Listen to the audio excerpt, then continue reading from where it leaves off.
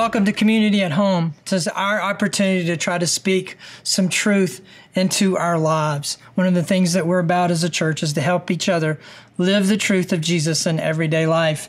I'm sharing with some things that I have written in a little moleskin book that I've been carrying around with me for about 20 years. Today I want to talk about two questions that are really good to ask ourselves, to sit down and spend some journal time with these two questions, and here they are. The first one is this: why did God create me?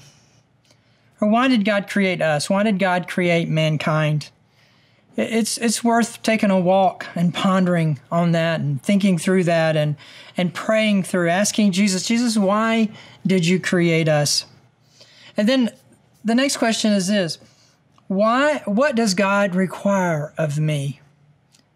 God, why did you create me? And then what do you require of me? God, why did you create us? And what do you require of us? Well, we have a passage of Scripture that very much speaks to what he requires of us. In the book of Micah, we have this verse. This is what it says.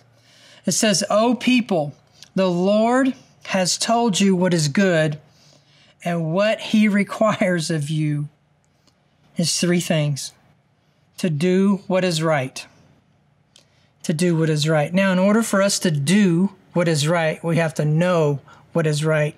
So that's why we have to study Scripture, and we have to study and know the commands of Jesus before we can do them. We have to know them, but do what is right. The second one is this: is to love mercy. What is mercy? Mercy is not giving someone what they deserve. Not giving someone what they deserve. Sometimes we can use that word kindness to hear. So to do what is right, to love kindness, to love mercy. And then the third one is to walk humbly with your God. To walk. We're on a journey, step by step by step, to do it humbly, realizing that we are surrendering to him. He is God. We are not. So three things when we look at this question of what does God require of us. In the book of Micah, it tells us that what God requires is us for us to do what is right, for us to love mercy, and to walk humbly with God. Now, these are very simple to understand, and they're very simple to grasp, and they're certainly simple to say, but they are incredibly difficult to do. It's something that we've got to be reminded all the time. I just want to throw in a quote for free that was in the moleskin that kind of connects with this.